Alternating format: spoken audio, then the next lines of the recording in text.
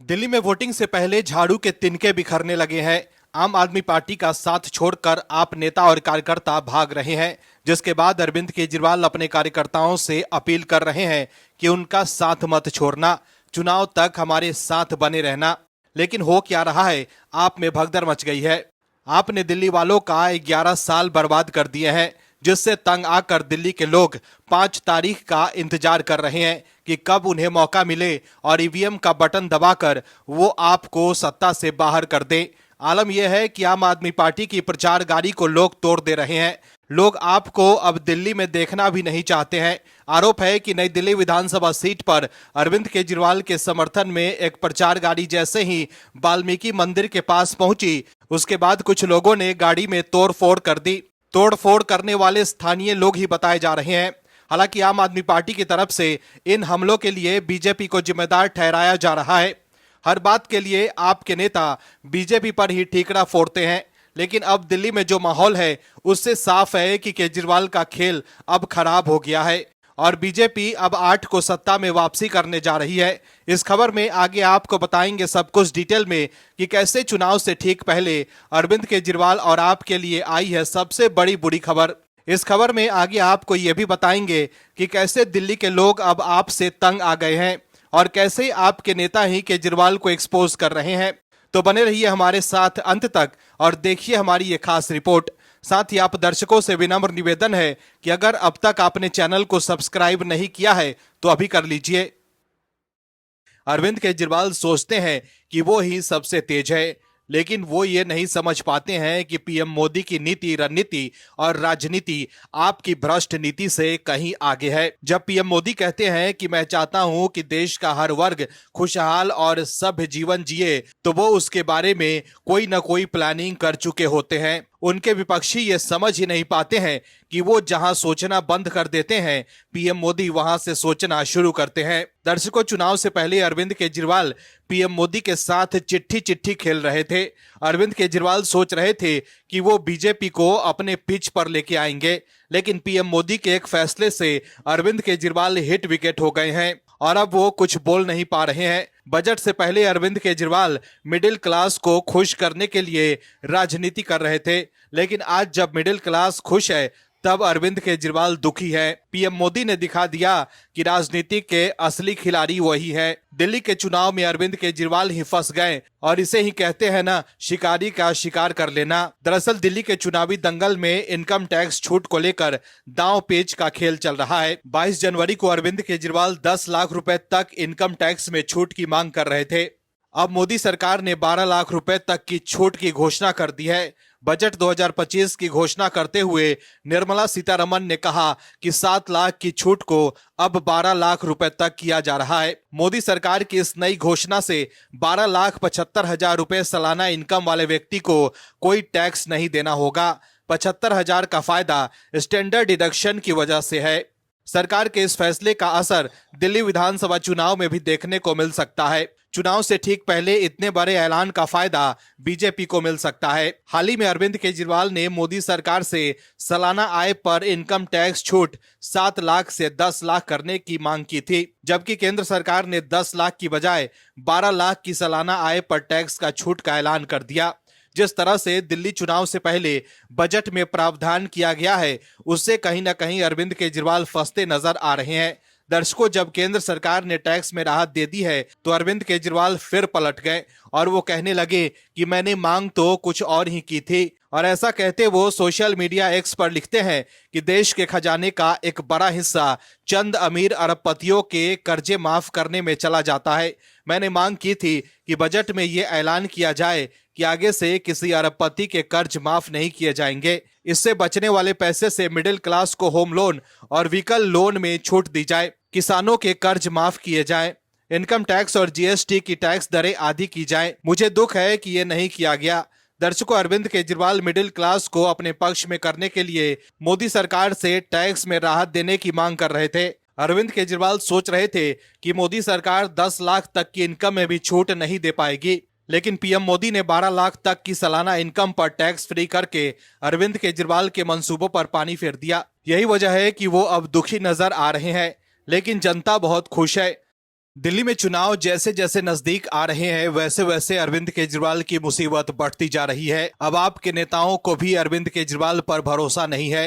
अरविंद केजरीवाल सोच रहे थे कि वो फ्री के ऐलान कर चुनाव जीत जाएंगे, लेकिन इस बार दिल्ली के लोग भगवा सरकार लाने के मूड में है। यही वजह है कि अरविंद केजरीवाल जनता को बीजेपी का डर दिखा रहे हैं। दर्शकों, समझने की जरूरत यह है कि अरविंद केजरीवाल कहते थे कि हम सबसे ईमानदार लोग हैं, लेकिन उन्हीं के विधायक पार्टी को अलविदा कह रहे हैं और वो ये कह रहे हैं कि आपके नेता और अरविंद केजरीवाल पैसे मांग रहे हैं। दर्शकों, अरविंद केजरीवाल ये कहते हैं कि जी जब पैसा मांगा जा रहा था तब क्यों नहीं बताया। दर्शकों, समझने की जरूरत यह है कि किसी भी तरह से अरविंद केजरीवाल सिर्फ सत्ता पाने के लिए प्रयासरत हैं, फिर उसके लिए झूठ ही क्यों बोलना न पड़ जाए। लेकिन अब आपके विधायक इस्तीफा देकर केजरीवाल एंड कंपनी को एक्सपोज कर रहे हैं, जिससे आपकी मुसीबत काफी बढ़ गई है। दरअसल दिल्ली विधानसभा चुनाव से पहले आम आदमी पार्टी और अरविंद केजरीवाल को बड़ा झटका लगा है। शुक्रवार को आपसे इस्तीफा देने वाले सभी 8 विधायकों ने दिल्ली बीजेपी अध्यक्ष वीरेंद्र सचदेवा की मौजूदगी में बीजेपी का दामन थामा। दिल्ली में 5 फरवरी को विधानसभा चुनाव है और चुनाव के नतीजे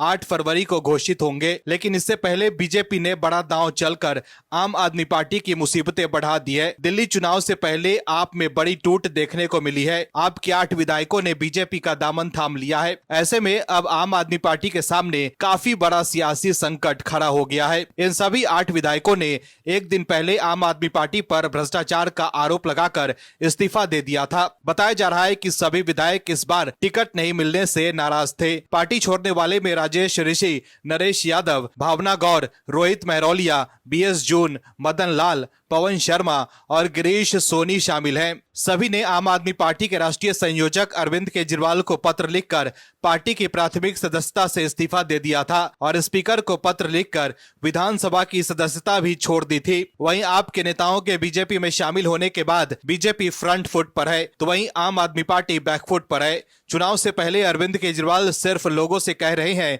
कि कमल का बटन नहीं दबाना। दरअसल केजरीवाल भी जानते हैं कि लोगों ने कमल का बटन दबाने का मन बना लिया है, इसलिए वो ऐसे बयान दे रहे हैं। वहीं आपके 8 विधायकों के बीजेपी का दामन थामने के बाद बीजेपी नेता विजेंद्र गुप्ता ने एक्स पर लिखा है कि आम आदमी पार्टी के भ्रष्टाचार, कुशासन और तुष्टीकरण की राजनीति से त्रस्त होकर आज 8 विधायकों ने आम आदमी पार्टी छोड़कर भारतीय जनता पार्टी की सदस्यता ग्रहण की। मैं भाजपा की परिवार की ओर से सभी का स्वागत करता हूं। हम सब मिलकर दिल्ली की जनता को आपदा सरकार से मुक्ति दिलाएंगे और डबल इंजन की भाजपा सरकार बनाकर दिल्ली को विकास की नई ऊंचाइयों पर ले जाएंगे। बीजेपी के अलावा कांग्रेस भी आप पर हमलावर है। राहुल गांधी के बाद प्रियंका गांधी वाड्रा भी अरविंद केजरीवाल को निशाने पर ले रही है। प्रियंका गांधी ने कहा है कि शीला दीक्षित जी के काम से दिल्ली वाले वाकिफ हैं। उन्होंने दिल्ली में मॉल, इंफ्रास्ट्रक्चर, पेयजल, साफ सफाई समेत कई बड़े काम कराए। उनकी विकास पर नजर रहती थी, दिन रात काम करती थी। इसके बाद आम आदमी पार्टी वाले अरविंद केजरीवाल आए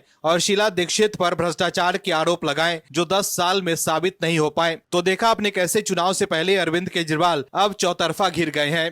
आम आदमी पार्टी मुर्दाबाद, मुर्दाबाद, मुर्दाबाद। अरविंद केजरीवाल मुर्दाबाद, मुर्दाबाद, मुर्दाबाद। दिल्ली में विधानसभा चुनाव अगले कुछ दिनों में होने वाले हैं, लेकिन जैसे जैसे चुनाव नजदीक आ रहा है, अरविंद केजरीवाल के लिए बुरी खबर आ रही है। इस बार आम आदमी पार्टी को लेकर जनता में इतनी नाराजगी है कि लोग आम आदमी पार्टी के नेताओं को भगा देना चाहते हैं। लोग आम आदमी पार्टी के नेताओं से पूछ रहे हैं कि आपने हमारे लिए किया क्या है।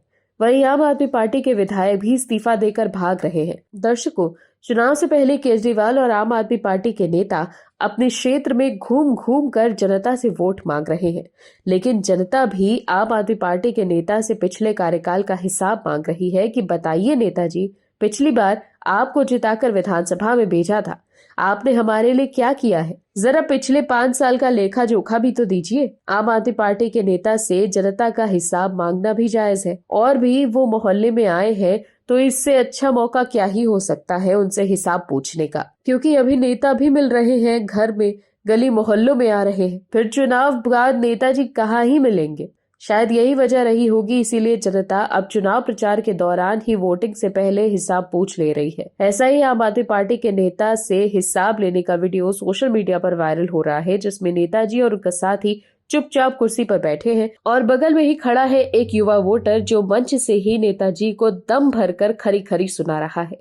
दावा किया जा रहा है कि ये नेताजी दिल्ली की बवाना विधानसभा से मौजूदा विधायक और आम आदमी पार्टी प्रत्याशी जय भगवान उपकार हैं, जो चुनाव प्रचार के लिए आउटर दिल्ली के किसी गांव में पहुंचे हैं। वहीं जनता से पहले मंच पर बिठाया और फिर दम भरकर खरी खोटी सुनाई। जिस वीडियो को बीजेपी ने अपने सोशल मीडिया प्लेटफॉर्म एक्स पर शेयर करते हुए लिखा कि वोट मांगने आए आम आदमी पार्टी की प्रत्याशी को जनता ने जलील करके भगाया। अरविंद केजरीवाल और उनके पार्टी के प्रत्याशी दिल्ली में जहां जा रहे हैं, वहां की जनता उनको भिगो भिगो कर जूते मार रही है। जनता का साफ सवाल है कि जब 10 साल में कोई काम नहीं किया और हर बार अपनी नाकामियों का ठीकरा एलजी पर फोड़ते रहे, तो अब क्या नया कर लेंगे आप। इसके अलावा बीजेपी के दूसरे नेता भी इस वीडियो को शेयर कर आम आदमी पार्टी पर निशाना साध रहे हैं। दर्शकों, एक तरफ तो लोग आम आदमी पार्टी के उम्मीदवार से हिसाब मांग रहे हैं। महाराष्ट्र में करारी हार के बाद उद्धव ठाकरे समझ गए हैं कि बीजेपी से पंगा लेकर उन्होंने कितनी बड़ी गलती कर दी है। ऐसे में अब उद्धव ठाकरे बीजेपी के करीब जाने के बहाने ढूंढ रहे हैं। उद्धव ठाकरे के खास संजय राउत के तेवर भी बीजेपी को लेकर बदल चुके हैं और बीजेपी के साथ जाने के लिए राउत के मन में लड्डू फूट रहे हैं। ऐसे में सवाल है कि क्या शिवसेना और बीजेपी का गठबंधन होने जा रहा है। उद्धव ठाकरे के खास राउत को भी पता है कि बिना बीजेपी उनकी पार्टी की कोई हैसियत नहीं है, लेकिन कह कैसे दे, क्योंकि पहले ही खूब फजीहत हो चुकी है, खूब अनर्गल अलाप किया है बीजेपी के लिए, तो किस मुंह से कह दें कि फिर से हम आपके साथ रहना चाहते हैं। लेकिन संजय राउत इसी बात को कुछ तोड़ मरोड़ कर पेश कर रहे हैं। राउत की बात से लग रहा है कि वो बीजेपी के साथ जाने के लिए बेचैन है। चुनावी हार के बाद उद्धव की पार्टी के भीतर चर्चा चल रही है कि एक बार फिर बीजेपी के साथ गठबंधन किया जाए और मौका भी मिल गया है। हाल ही में विधायक पराग अलवानी की बेटी के विवाह के मौके पर आयोजित प्रतिभोज में उद्धव ठाकरे के करीबी सहयोगी मिलिंद नार्वेकर और बीजेपी के मंत्री चंद्रकांत पाटिल के बीच कुछ हंसी मजाक वाली बातचीत हुई। प्रीति भोज में ठाकरे भी मौजूद थे। बीजेपी नेता अलवानी मुंबई के उपनगरीय क्षेत्र विलेपार्ले से 3 बार विधायक रह चुके हैं। बीजेपी के एक पदाधिकारी ने बताया कि उद्धव ठाकरे के अलवानी के साथ अच्छे संबंध हैं। समारोह में शामिल लोगों ने ये बताया कि नार्वेकर ने पाटिल से मजाक में कहा कि ये अच्छा है कि पत्रकार यहाँ नहीं है, अन्यथा वो कहेंगे कि गठबंधन की बातचीत चल रही है। पाटिल ने चुटकी लेते हुए कहा कि ये एक स्वर्णिम क्षण होगा। बस इसी बात के बाद शिवसेना यूबीटी के नेता और उद्धव ठाकरे के करीबी राउत ने दावा किया कि महाराष्ट्र में सत्तारूढ़ बीजेपी के कई नेता उद्धव ठाकरे के नेतृत्व वाली पार्टी के साथ गठबंधन करना चाहते हैं। राउत ने कहा कि हालांकि शिवसेना यूबीटी के भीतर ऐसी कोई चर्चा नहीं हुई है, लेकिन पार्टी के कुछ सदस्य भी ऐसी ही भावनाएं रख रहे हैं। राउत ने यह भी कहा कि पाटिल बीजेपी की पुरानी पीढ़ी से हैं, जो शिवसेना बीजेपी संबंधों के महत्व को समझते हैं। ये 25 सालों तक अच्छी तरह से काम करता रहा। उन्होंने ये भी कहा कि मुझे संदेह है कि एकनाथ शिंदे की शिवसेना कितने समय तक बीजेपी के साथ रहेगी।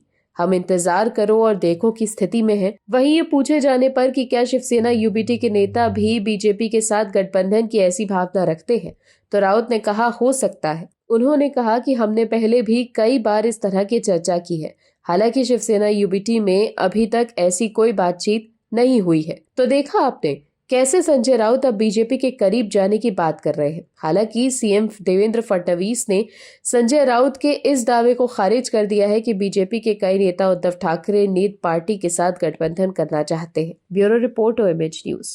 आप दर्शकों से विनम्र निवेदन है कि चैनल को सब्सक्राइब जरूर करें